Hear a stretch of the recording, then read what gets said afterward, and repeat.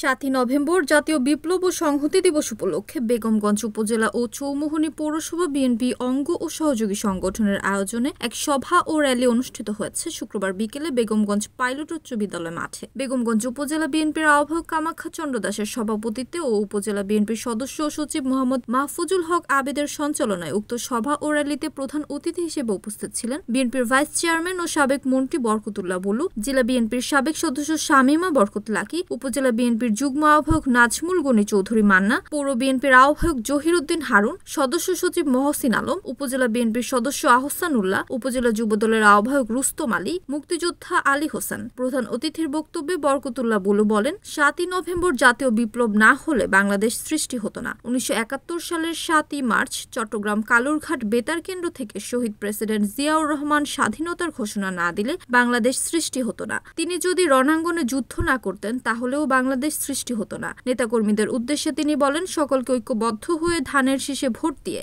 জাতীয়তাবাদী দল বিএনপিকে সরকার গঠনে কাজ করার আহ্বান জানান। সভা শেষে একটি র্যালি বের হয়ে চৌমুহনীর প্রধান সড়ক প্রদক্ষিণ করে। সভা ও র্যালির শুরুতে ১০ নং নরোত্তমপুর থেকে একটি বিশাল মিছিল, গণিপুর ৬ নং ওয়ার্ড থেকে একটি বিশাল মিছিল, মিরওয়ারিশপুর, কাদিরপুর, হাজিপুর সহ ১৬টি ইউনিয়ন থেকে খণ্ড খণ্ড মিছিল সভাস্থলে এসে সভা ও র্যালিকে সফল করে তোলে।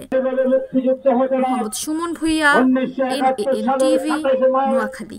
চট্টগ্রাম কালুরঘাট বেতার কেন্দ্র থেকে ইতিহাসে নায়ক শহীদ প্রেসিডেন্ট জিয়া রহমান যদি এই মহান স্বাধীনতার ঘোষণা না দিত তাহলে বাংলাদেশ সৃষ্টি হতো না। উনি যদি রণাঙ্গনে যুদ্ধ না করতেন তাহলে বাংলাদেশ সৃষ্টি হতো না।